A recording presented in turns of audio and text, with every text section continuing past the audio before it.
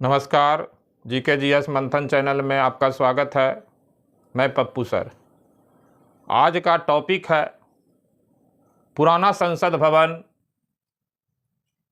अब इतिहास के पन्ना में चला गया और पुराने संसद भवन का नया नाम कर दिया गया है संविधान सदन। और ऐसा इसलिए करना पड़ा है क्योंकि नए संसद भवन ने अब काम करना शुरू कर दिया। नया संसद भवन विधिवत रूप से काम करना शुरू कर दिया, जिस कारण पहले का जो संसद भवन था, जिसको अब हम लोग पुराना संसद भवन कहते हैं, उनका नया नामकरण लोकसभा अध्यक्ष ओम बिरला ने संविधान सदन रखा।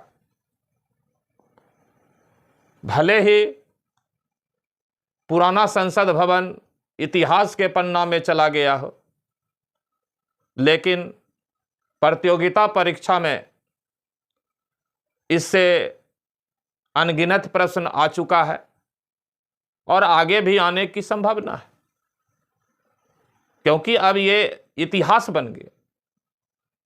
इसीलिए पुराने संसद भवन से संबंधित जो प्रमुख तथ्य है उसको जानना अब और भी ज़्यादा जरूरी हो गया है। जो संसद भवन पुराना है उसका शिलान्यास 12 फरवरी 1921 ईस्वी को किया गया, यानी 12 फरवरी 1921 ईस्वी को इसकी नींव रखी गई और नींव रखने वाले थे ड्यूक ऑफ कनॉट। ब्रिटिश द्वीप समूह के ड्यूक थे ड्यूक ऑफ कनॉट।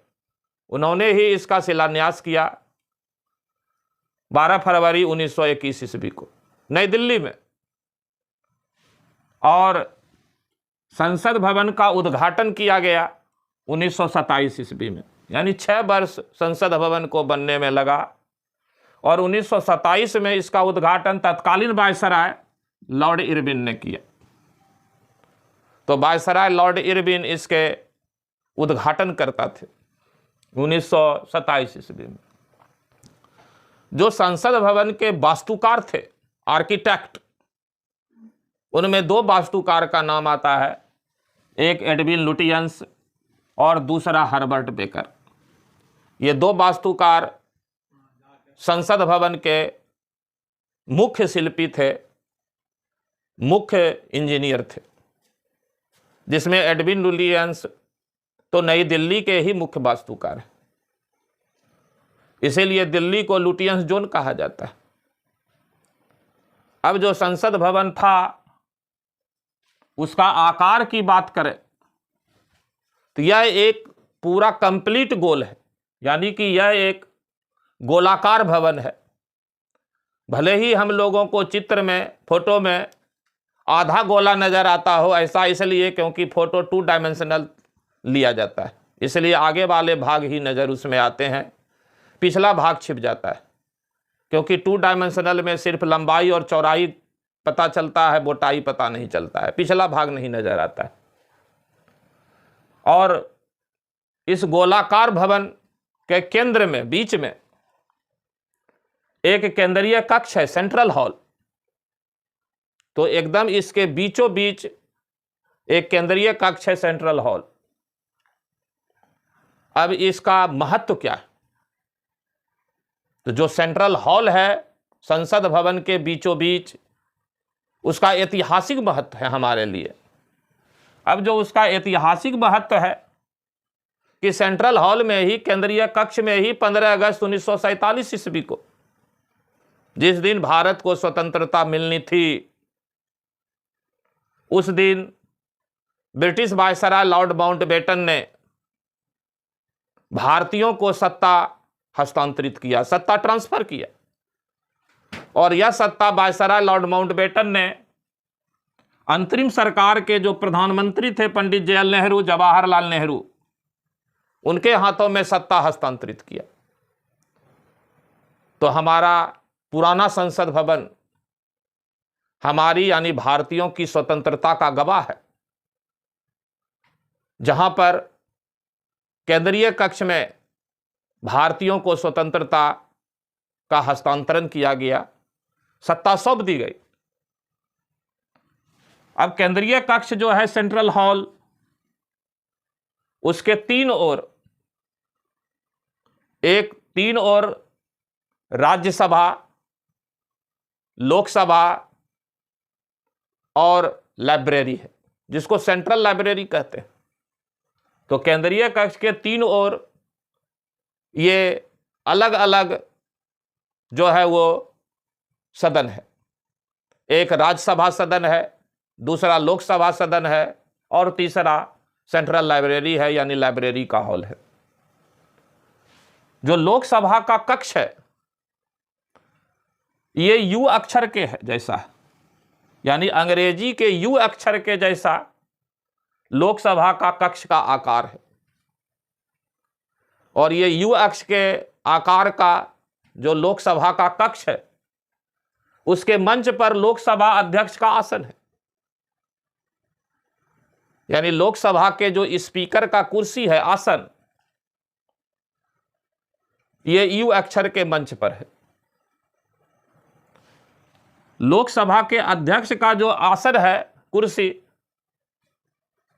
उसके दाहिनी ओर सत्ताधारी दल यानी सत्ता पक्ष के निर्वाचित सदस्य बैठते हैं। यानी जो सत्ताधारी दल में शामिल हैं, सरकार में शामिल हैं, वो लोकसभा अध्यक्ष के दाईं ओर बैठते हैं। और जो सत्ता में नहीं है शामिल, विपक्ष जिनको हम लोग कहते हैं, वो अध्यक्ष के आसन के बाईं ओर बैठते हैं। यानी अध्यक्ष के आसन के बाईं ओर विपक्षी दल के बैठने की व्यवस्था है और दाईं ओर सत्ताधारी दल के सदस्यों के बैठने की व्यवस्था। लोकसभा अध्यक्ष के मंच के ठीक नीचे, क्योंकि मंच ऊंचाई पर है, उसके ठीक नीचे लोकसभा के महासचिव की टेबल होती है, यानी मेज होती है।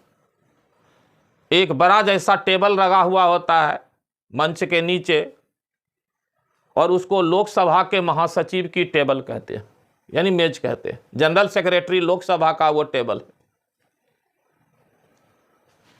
और लोकसभा के महासचिव के टेबल के ठीक आगे, एकदम सामने, यानी जनरल सेक्रेटरी लोकसभा के टेबल के एकदम सामने एक बहुत बड़ा टेबल है, विशाल टेबल या विशाल मेज है। और इस विशाल टेबल को टेबल ऑफ द हाउस कहा जाता है।